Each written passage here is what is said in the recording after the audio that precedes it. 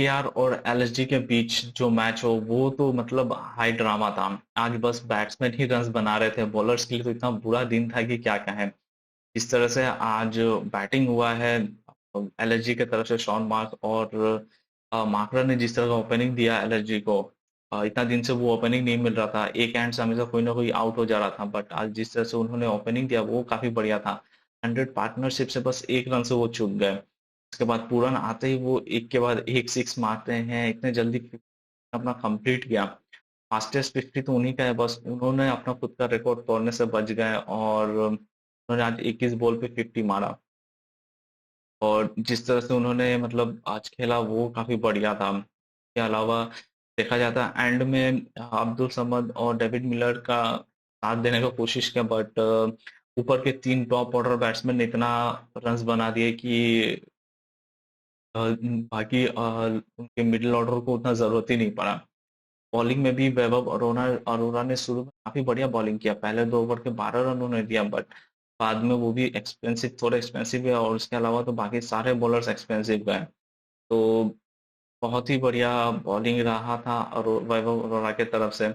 चलो वरुण चक्रवर्ती चक्रवर्ती ने भी अच्छा बॉलिंग किया।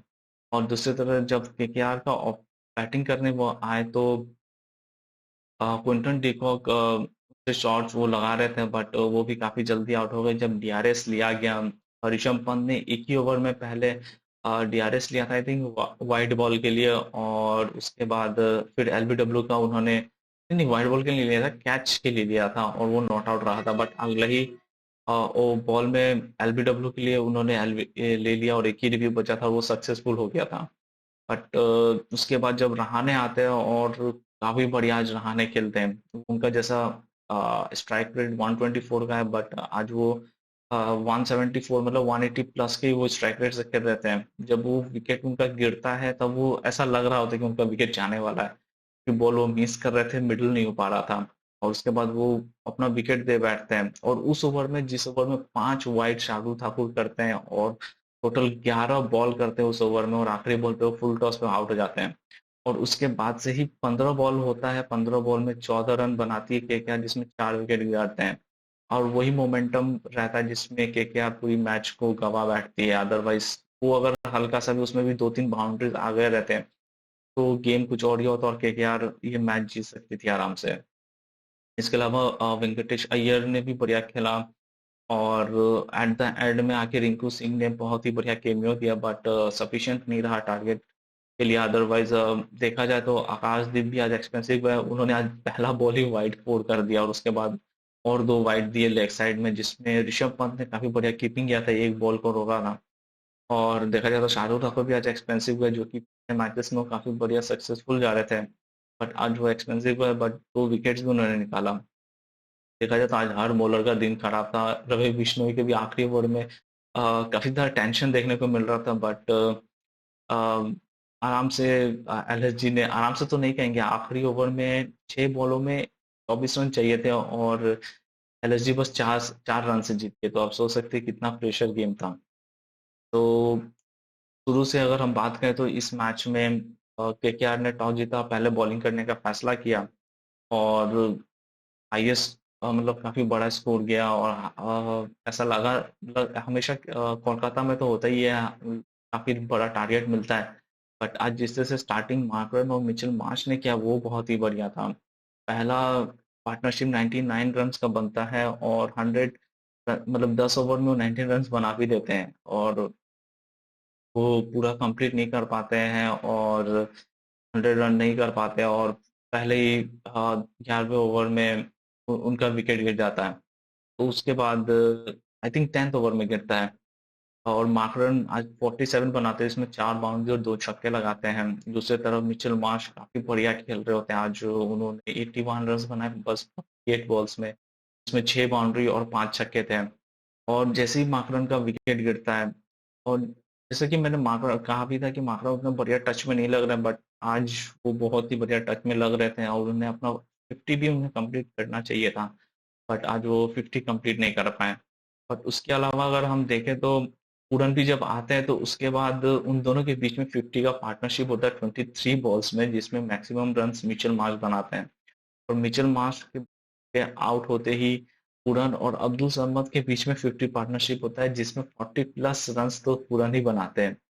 तो मतलब आज पूरन शो था, और जिस तरह से उन्होंने 6 बाउंड्रीज लगाए, आज पूरन ने 21 बॉल्स में 50 रन्स कंप्लीट किया, जो कि इस सीजन में 18 बॉल्स में 50 ऑलरेडी है। और जिस तरह से आज उन्होंने बैटिंग किया, पूरा कंप्लीटली डोमिनेट किया केकेआर के बॉलिंग को। बट एट द एंड में सम्मत भी आउट जाता है, और डेविड मिलर, उनको ज्यादा बॉल खेलने को नहीं मिलता है, अदरवाइज देखा जाए तो पूरा टॉप 3 ऑर्डर ही ने पूरा संभाल लिया था इस गेम को। बॉलिंग में देखे तो वैभव होराका 2 ओवर बहुत ही बढ़िया था, बट उसके बाद बाकी 2 ओवर्स में मतलब 4 ओवर में 35 रन उनके लग जाते हैं। स्पेंसर जॉनसन जो कि काफी एक्सपेंसिव शुरू से ही जा रहे थे पहले ओवर से ही उनके, तो 3 ओवर में वो 46 रन देते हैं। वरुण चक्रवर्ती 4 ओवर में 31 रन दिया उन्होंने। हर्षित राणा भी एक्सपेंसिव है, जब वो 6 ओवर पावर प्ले का 6 ओवर वो बॉलिंग करने आए, तो उनके पहले बॉल पे बाउंड्री लगा। तो और 4 ओवर में उन्होंने 51 रन दिए और 2 विकेट भी निकाला। काफी क्रूशियल समय पे उन्होंने विकेट निकाला, जब टीम की जरूरत थी। के बाद नारायण 3 ओवर्स में 38 रन दिए, और रसल को 2 ओवर में 32 रन पड़ गए और 1 विकेट निकाला, जब सही में टीम को जरूरत थी, और अपने पहले ओवर में वो विकेट निकालते हैं। और जब केकेआर बैटिंग करने आती है, तो जब इतना बड़ा टारगेट होता है, स्टार्टिंग भी कुछ वैसे ही होना चाहिए, और स्टार्टिंग भी कुछ वैसा ही हुआ। जैसे ही आकाशदीप बॉलिंग करने आए, पहले बॉल पे वो वाइड देते हैं और बाउंड्री चला जाता है। आप सेकंड बॉल पर फिर से करने आते हैं, तो ऋषभ पंत रोक लेते हैं, और बहुत ही बढ़िया वो बॉल को रोकते हैं। और काफी ज्यादा स्विंग हो रहा होता है। पहले ओवर में आकाशदीप 16 रन दे बैठते हैं, और फिर नेक्स्ट ओवर में जब शार्दुल ठाकुर बॉलिंग करने आते हैं, तो वो 15 रन दे देते हैं। इससे गेम कंप्लीटली केकेआर की तरफ मूव कर जाता है। वैसे ही क्विंटन डिकॉक, जब थर्ड ओवर में एक रिव्यू लिया गया आकाशदीप के ओवर में, तो ऋषभ पंत को ऐसा लगा कि एज लगा है, बट वो एज लगा नहीं था, वो डीआरएस मिस हो जाता है, और एक ही डीआरएस बचता है एलएसजी के पास। और उसके बाद ही फिर अगले बॉल पर एलबीडब्ल्यू का शॉट होता है, बट एम्पायर नॉट आउट देता है। और उसके बाद ही जब पंत डीआरएस लेते हैं, जो कि उन्हें लगता है वो आउट है, और आउट ही होते हैं वो। आई थिंक बहुत ही बढ़िया उस समय डिसीजन लिया जाता है डीआरएस का। के अलावा देखा जाए तो आज एक्स्ट्रास काफी ज्यादा दिया गया, एलएसजी की तरफ से मिस फील्ड काफी किया गया, कैच ड्रॉप भी हुआ। तो मतलब काफी कुछ आज एक्स्ट्रास तो बहुत भर के दिया उन्होंने। अगर हम आज एक्स्ट्रास देखें इनके, एक्स्ट्रास 22 एक्स्ट्रास है, जिसमें वाइड में 20 वाइड्स हैं। तो देखा जाए तो बहुत ही ज्यादा आज उन्होंने एक्स्ट्रास दिए। और उसके बाद जब अजिंक्य रहाणे बैटिंग कर रहे होते हैं नारायण के साथ, तो दोनों मिलकर बहुत ही रन्स क्लीन शॉट्स लगाते हैं। बट नारायण के आउट होने के बाद अ, वेंकटेश अय्यर आते हैं, और वो भी रहाणे का साथ देते हैं। और एक समय ऐसा आता है कि केकेआर रिक्वायर्ड रन रेट से करंट रन रेट उनका ज्यादा रहता है, और ऐसा लग रहा था कि वो इस पेस से ही जाएंगे तो आराम से जीत जाएंगे।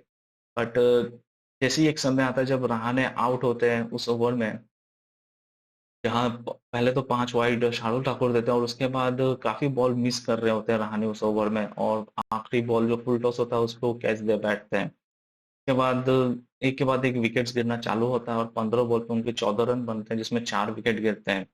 ऊपर में आज अमनदीप को मौका दिया गया, बट उन्होंने उस मौके का फायदा नहीं उठाया। फिर रघुवंशी को भी भेजा गया, तो वो भी कुछ नहीं कर पाए, एंड्रे रासल। और आखिर में जब रिंकू सिंह जाते हैं, तो वो बहुत ही बढ़िया कैमियो खेलते हैं, और आखिरी ओवर में तो वो लगभग लगभग आई थिंक 15 रन बनाते हैं। और उन्होंने 6 चौके और 2 छक्के लगाए आज टोटली, और 38 रन बनाए 15 बॉल में। तो देखा जाए तो काफी बढ़िया कंपटीशन रहा, बस छोटे मार्जिन से केकेआर आज हार गई 4 रन से। अदरवाइज मैच काफी ज्यादा इंटरेस्टिंग रहा, और फैंस के लिए जो उधर क्राउड आई थी उनके लिए तो काफी ज्यादा बढ़िया रहा। बॉलिंग में देखे तो आकाशदीप के 4 ओवर में 55 रन उन्होंने दिया, 2 विकेट निकाला। शार्दुल ठाकुर का भी 4 ओवर में 52 रन आया, और 2 विकेट उन्होंने लिया। आवेश खान के 4 ओवर में 45 रन आए, 1 विकेट निकाला। दिग्वेश राठी आज उन्होंने बहुत बढ़िया बॉलिंग है, 4 ओवर में 30 रन और 1 विकेट निकाला। और बिश्नोई ने 4 ओवर में 47 रन देकर 1 विकेट निकाला। आवेश खान आखिरी में आकर उन्होंने भी काफी अच्छा बॉलिंग किया, और रन को थोड़ा कम किया, अदरवाइज और ज्यादा रन बन सकते थे। और देखा जाए तो आज 90 रन केकेआर ने बनाया है पावर प्ले में। तो स्टार्टिंग काफी बढ़िया था केकेआर की तरफ से, बट वो फिनिश नहीं कर पाए, और काफी स्मॉल मार्जिन से वो हार गए। और ओवरऑल देखें तो आज शार्दुल ठाकुर का 100 आईपीएल मैच भी था। तो आज उन्होंने 100 अपने आईपीएल मैच में, हाँ, विकेट्स तो निकाले बट रन्स काफ़ी दे दिए।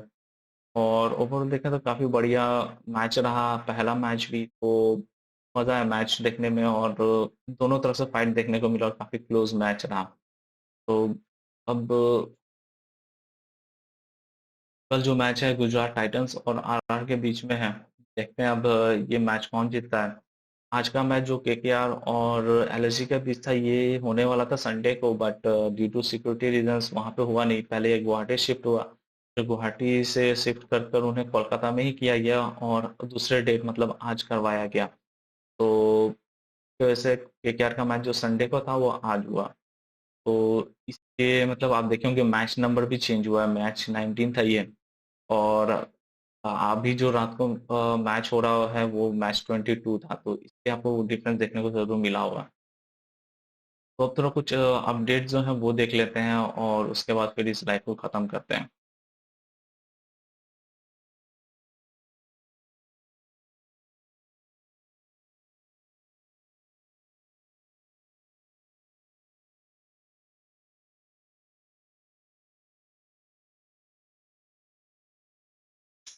तो प्रियांश आर्या अब उस लिस्ट पर आ चुके हैं, टॉप 5 लिस्ट पे वो आ चुके हैं फास्टेस्ट 100 में, जिसमें क्रिस गेल ने 30 बॉल्स में 100 बनाया था पुणे वॉरियर्स इंडिया के अगेंस्ट 2013 में। उसके बाद यूसुफ पठान ने 37 बॉल्स में 100 बनाया 2010 में मुंबई के खिलाफ।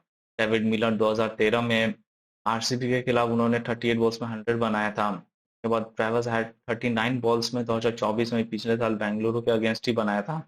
और अब प्रियांश आर्या 39 बॉल्स में सीएसके के अगेंस्ट उन्होंने 100 बनाया, और वो सेकंड इंडियन बन चुके हैं फास्टेस्ट 100 में। इसके अलावा वो हाई स्कोर बना मतलब हाई स्कोर बना चुके हैं चेन्नई के अगेंस्ट में। तो ये भी एक बहुत बड़ा रिकॉर्ड है। आगे चलते हैं, और न्यूजीलैंड के जो वाइड बॉल कोच थे उन्होंने अपने पोजीशन से डाउन कर दिया है और पीछे हट चुके हैं। अब कहा जा रहा है कि मे बी स्प्लिट कोच हो सकता है, तो मे बी वो टेस्ट टीम के लिए भी अप्लाई कर सकते हैं और वाइड बॉल के लिए कोई और कोच हो सकता है। तो देखना होगा कि क्या दो कोच के साथ न्यूजीलैंड जाती है या फिर एक कोच के साथ ही वो चलते हैं। इसके अलावा देखा जाए तो मोस्ट 200 टोटल्स में चेन्नई सबसे टॉप पर है 32 के साथ, बट इस सीजन आज उन्होंने भी 200 प्लस रन्स बनाए, बट कुछ खास वो कर नहीं पाए। इसके अलावा बैंगलोर सेकंड पोजीशन पर 31 times, Kolkata 26 times, Mumbai 25 times और पंजाब 25 टाइम्स के साथ इस लिस्ट में बनी हुई है। आरसीबी की तरफ से एक न्यूज़ है कि रजत पाटीदार को 12 लाख का फाइन पेनलाइज किया गया है स्लो ओवर रेट के कारण। मुंबई इंडियंस के साथ जो पिछला मैच था उसमें स्लो ओवर रेट के कारण उन्हें फाइन किया गया है।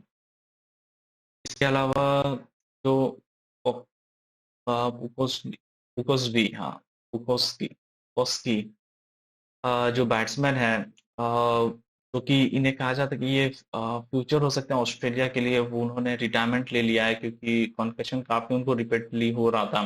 अगर आपको याद होगा तो पिछले जब इंडिया गई थी ऑस्ट्रेलिया, पिछले जब इंडिया ने जीता था 2-1 से बॉर्डर गावस्कर ट्रॉफी, उसमें इनको मौका मिला था बट पहले ही मैच में ये इंजर्ड हो जाते हैं। तो आई थिंक उसके बाद फिर इनको इंजरी के कारण इनको मौका ही नहीं मिलता है ऑस्ट्रेलिया के साथ खेलने का, और उसके बाद कंटिन्यूसली इंजरीज होने के कारण उन्होंने रिटायरमेंट ले लिया। पंजाब किंग्स और आरसीबी ओनली टीम है जो कि सीएसके, मुंबई इंडियंस और केकेआर को एक सिंगल सीजन में उनके घर पे ही हराई है। 2012 में पंजाब ने करके दिखाया था, और उन्होंने केकेआर को ईडन गार्डन में, सीएसके को चेपॉक में और मुंबई इंडियंस को वानखेड़े में हराया था। और इस बार आरसीबी ने यह करके दिखाया है, और केकेआर को ईडन गार्डन में, सीएसके को चेपॉक में और मुंबई को वानखेड़े में हराया है। जो कि ये टीम सबसे तीनों बड़ी टीम है आईपीएल में, क्योंकि इन तीनों को मिला दे तो 13 टाइटल्स इन्होंने ही जीता है। तो आई थिंक इन टीम को हराना उनके घर पर ही ये वन ऑफ द अचीवमेंट्स तो हुए ही। तो इस लाइफ को यहीं तक रखते हैं। आप सभी को कैसा लगा मेरा वीडियो ज़रूर कमेंट करिएगा।